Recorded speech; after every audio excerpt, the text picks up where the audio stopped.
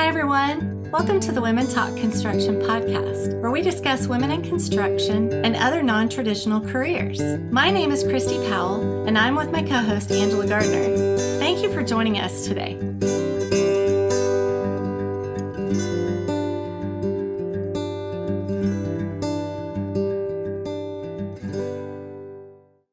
Hi, this is Christy Powell with Women Talk Construction. I'm here again with Angela Gardner, and today we are going to talk a little bit more about diversity. We talked a little bit about it in the last episode based on our why we started the podcast. And Yes.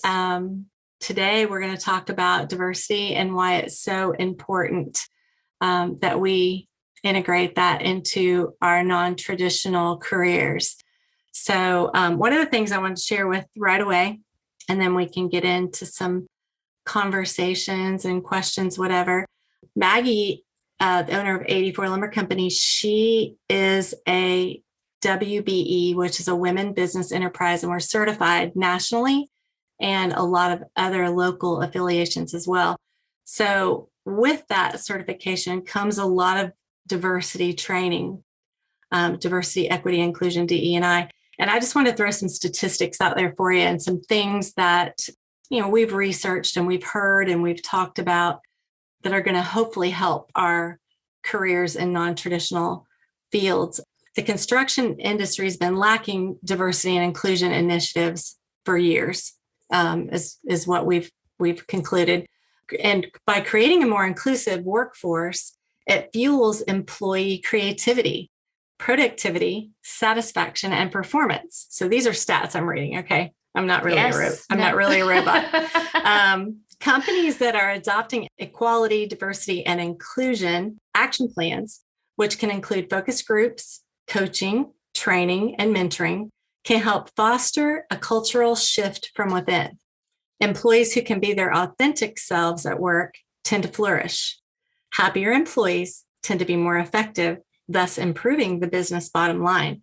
And that's so true. One of the things that we talked about in the last podcast was the amazing women that we've met, and that the top 10 builders in construction, 4 of them were either women owned or women ran. So I do think that kind of gives depth to that statement that we talked about. We have gotten a bad rap in our industry for not being diverse enough for years. But I really do think that not only my generation, but the next generation are ready, willing, and able to make that change in diversity. What do you think, Angela? I agree. We see it just locally in our Women Construction Forum, right? Yes. We have a lot of young women that are entering, and these are women with boots on the ground, right? These are Right. project managers. And they're wanting to see a change. They're wanting to get in front of these young girls in career centers or, K through 12 to share their stories. And remember, see it, believe it, and you'll do it, right? Right. Dream it. Right. So I think when you're the only minority on the job site, that tends to sometimes make you think about, what am I doing here? Yep. Or maybe, subconsciously you think, I don't belong here, right? I think that's kind of the normal, but what you and I talked about earlier about finding your tribe, I think that's why finding your tribe is so important.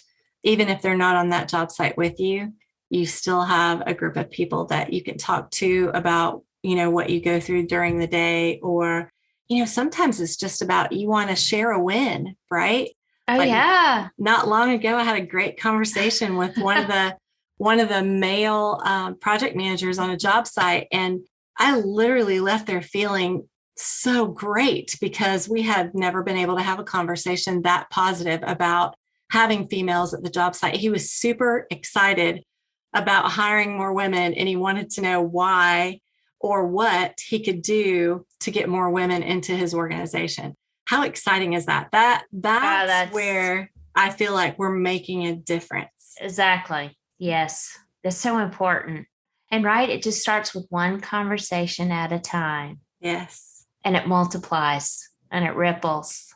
And that's what we're doing here, right, Christy? Right. Yeah. Yeah. We want everybody to hear the amazing conversations that we're having, right? That's Exactly. really what this is about. So that you can also realize that the world is a beautiful place. Exactly. Yeah. No, I totally agree. There's a quote that I love that I've always loved. It's on my LinkedIn profile, but it says, if you want to go quickly, go alone. If you want to go far, go together. Yes, better I, together. right. That's your hashtag, Yes, it right? is. It's my favorite.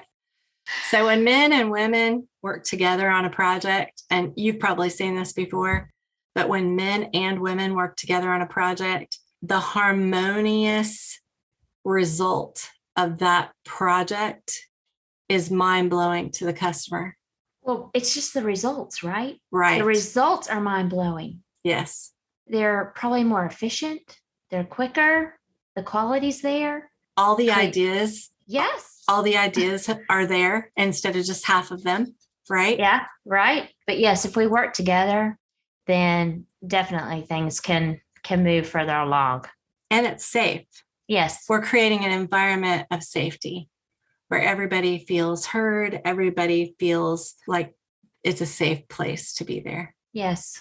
That's very important, especially today. Yes. I think that's been a hot topic, right? Mm-hmm. Right. More welcoming environment. And hopefully that's what we'll create too on this podcast with sharing conversations, and it will feel like it's a safe environment, and we'll hear some really good stories. Yeah. Great stories from the heart. I think perspective is needed. So Yes. I can just share a little bit about my journey. I used to think that some of the men that I worked with didn't want me there. And that was an assumption that I shouldn't have assumed. I didn't know them well enough to make an assumption, first of all. And second of all, when I did finally grow up, I guess is the good word for that, Yeah. and get to know those gentlemen a little bit better, it really had nothing to do with the fact that they didn't want me there. It was more of, with one of them, it was more of an intimidation and not being around a lot of women in his life. He really didn't know how to have a conversation with me. Another one was just not necessarily intimidation, but just what do I say? You know, like, does she talk about things the way I talk about things? Like, it really is kind of an unknown space, I guess, especially in non-traditional careers. So how do we fix that? We just make that unknown space a known space. Exactly. You ask them how they're doing. Space. Right. You ask people how they're doing. If you think that there's some kind of a disconnect, like, be the first person to make an effort to have a conversation and get to know that person, because, maybe they're grouchy all day, but they could have really been going through something really hard. And you took it as something that it really wasn't.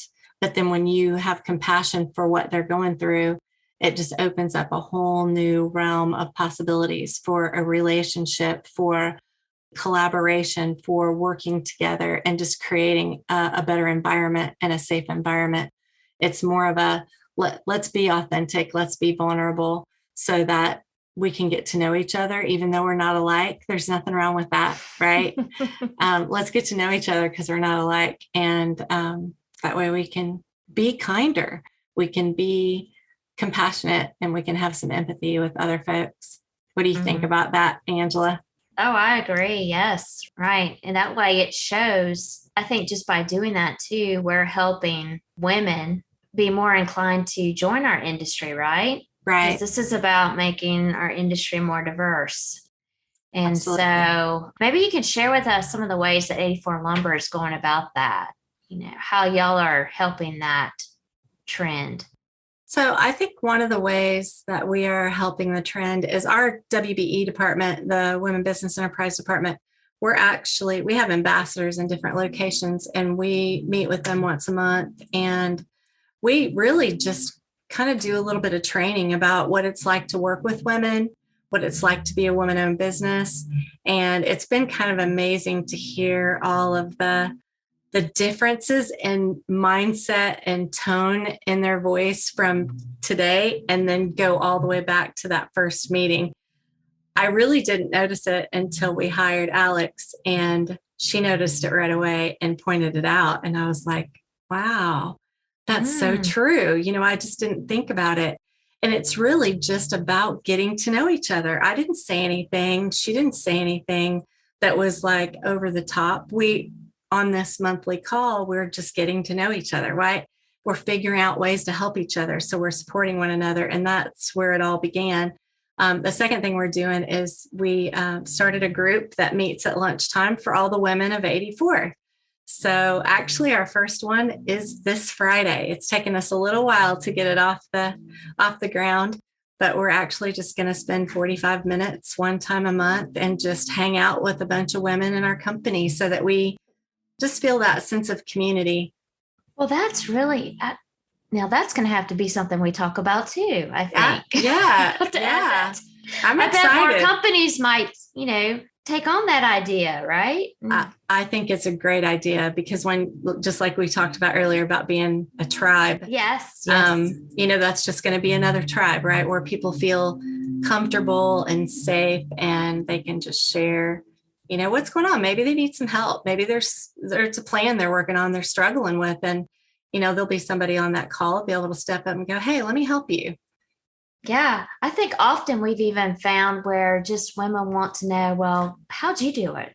They don't really even need the help. They just need maybe just to ask, how did you go about tackling this challenge and creating this opportunity? Right. So Right.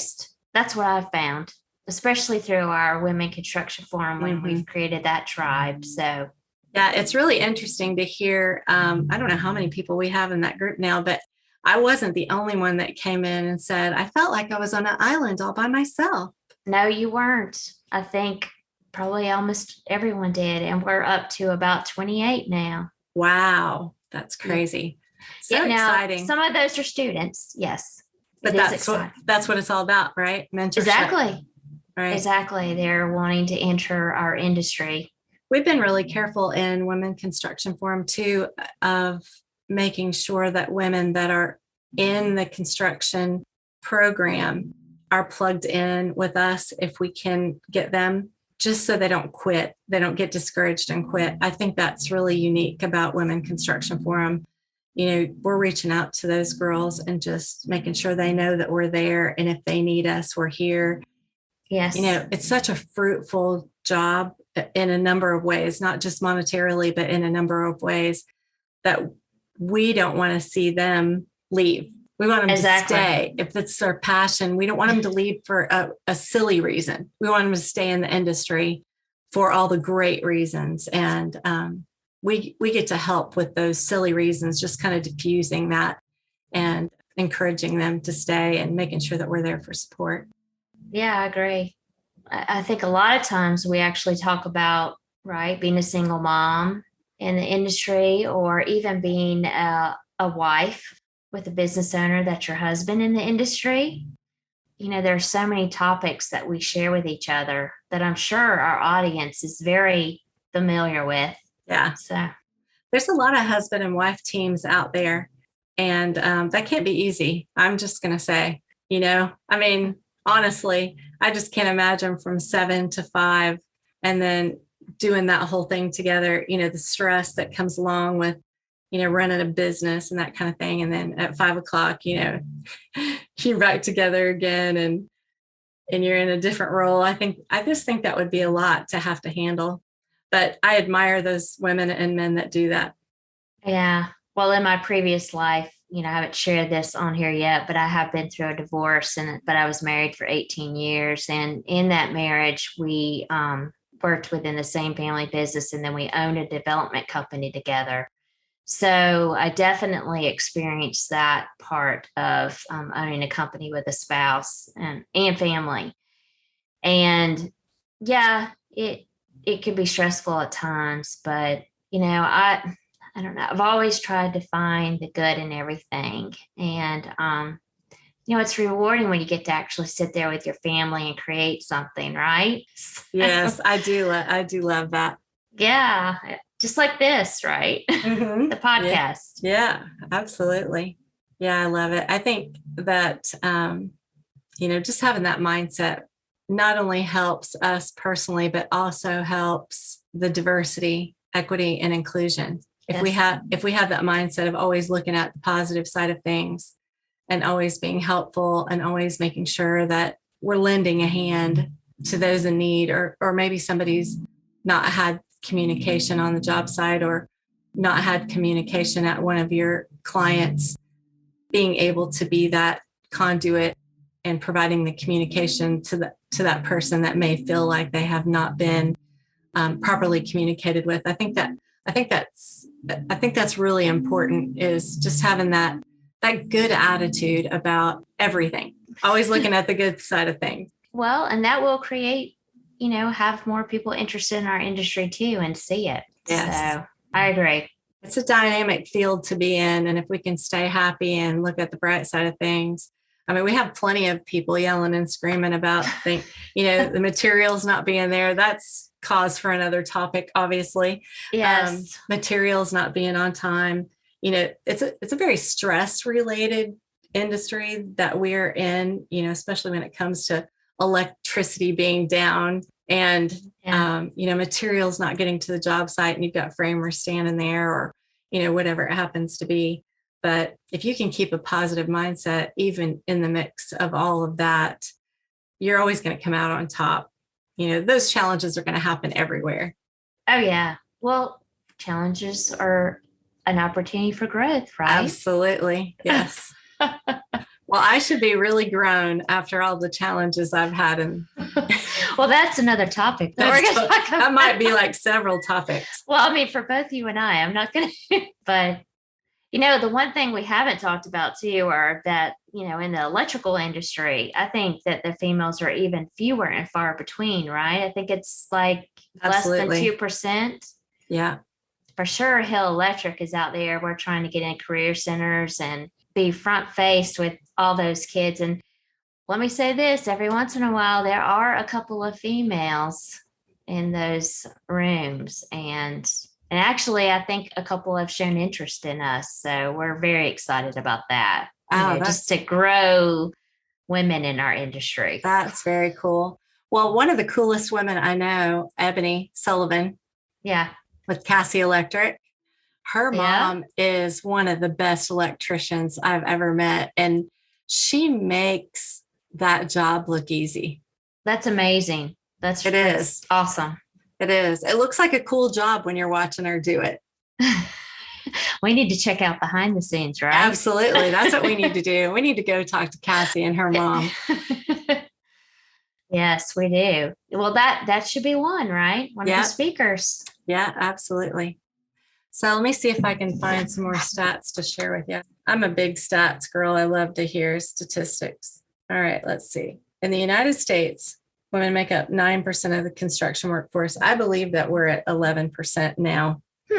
And 7% of those actually were in construction management, not actually working in the field. Okay. Let's see what else we got here. So the barriers for the LGBT community are also prevalent. In the United Kingdom, LGBT professionals comprise just 2% of the construction workforce. Wow. So, yeah, I think that the most important thing that we can do is create a culture where people feel like they can be authentic and they can be themselves and they can work in a safe environment. And I think that we're really heading in a direction that's going to make that much better for minorities and women and the LGBTQ community. I think that there are a lot of people like us that we get to talk to and we hear their stories. They're passionate about making it inclusive as well. All the genders are really passionate about making it inclusive. And now that it's all in the forefront of our minds, I think that we're going to start seeing some bigger steps take place. Oh, I can't wait. And, it's interesting that you brought up that. I think you said that was a United Kingdom stat, right? Mm-hmm. And that it's all over the world. These are things that are happening. It's not just the U.S. Right. So, and I think we're actually going to have some speakers that are also, they're from all over, not just the U.S. Yes. All over the world. That's our goal. That's our goal, is to talk to some really dynamic men and women all over the world that want to talk a little bit more about what it looks like to have a better inclusive environment in the non-traditional career industries. Right. I think we're going to find that we think that it's happening in our world, but it's not just happening here. So I cannot wait. I can't either. I've already seen a change in the last couple of years. I'm sure you have too. So it's only going to get better from here, right? Exactly. We can talk more about that later. It looks like we're getting really close to our 20-minute time, and we value your time. Thank you for listening to Women Talk Construction. Tune in for our next podcast. We're going to be talking about authenticity and vulnerability and why it's so important for us to be vulnerable and authentic in all that we do. That's all for this episode. Thank you so much for listening to the Women Talk Construction podcast with your hosts, Christy Powell and Angela Gardner. See you next time.